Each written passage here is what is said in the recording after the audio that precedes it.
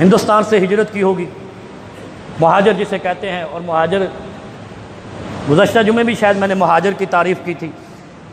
آپ جب آئے ہوں گے تو آپ کو آج بھی نظر آتی ہیں، برجیاں لگی ہوتی تھیں، برج، چھوٹے چھوٹے نشان لگے ہوتے ہیں کہ یہاں سے یہ مستطیل ہے، یہ مربع ہے، یہ گز ہے۔ جو آپ کراچی میں تو گز چلتے ہیں نا، زمینوں کے، زرعی زمینوں کے برج چلتے ہیں۔ حضرت علی رضی اللہ عنہ یہ قبضہ مافیا کے بارے میں کہتے ہیں کہ جس نے اس برجوں کو تبدیل کیا، جب پاکستان بنا نا، میں آپ کو ایک اور بھی، مہاجروں کا حق کیسے غصب ہوا ہے آج تک ہم پریشان ہیں، اور دو قوموں نے کیا ہے، قوموں کا نام یہاں نہیں لوں گا۔ یہ اس پاکستان میں دو قومیتوں نے مہاجروں کا حق غصب کیا، کیسے؟ اور وہ قومیں حضرت علی رضی اللہ عنہ کے بقول لانتی ہیں، اگر وہ اس سے توبہ نہ کر لیں اور دوبارہ ان برجوں کو بحال نہ کر دیں۔ برج کسے کہتے ہیں؟ زمین کی شناخت، اور وہ کس نے لگائی تھی جب انگریز یہاں آیا تھا یا اس سے پہلے؟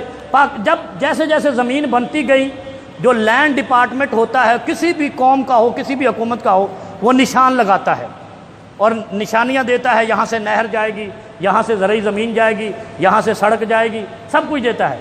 ان قومیتوں نے وہ برج اکھاڑے اور زمینوں پہ دور دور تک قبضے جما لیے، اور کہا ہے تو ساڑیاں نے، کیونکہ اجاڑے پہ سن نا، اجاڑے ہو گئے تھے۔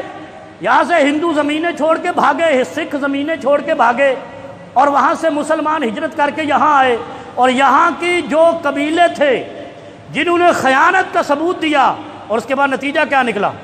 نتیجہ یہ نکلا کہ مہاجر تو بیچارے 120 گز میں آ گئے، ہجرت کرنے والے چھوٹی چھوٹی جگہوں پہ آ گئے، اور یہاں پر ہم دیکھتے ہیں فلاں سردار بن گیا، فلاں نواب بن گیا، فلاں وڈیرا بن گیا۔ یہ پاکستان ہجرت کے وقت برجوں کے نشان تبدیل کرنے والے ہی آپ کو سردار اور نواب نظر کیوں آتے ہیں؟ کوئی مہاجر کیوں نہیں نظر آتے؟ اس کی وجہ یہ ہے، یہ خیانت کی گئی ہے۔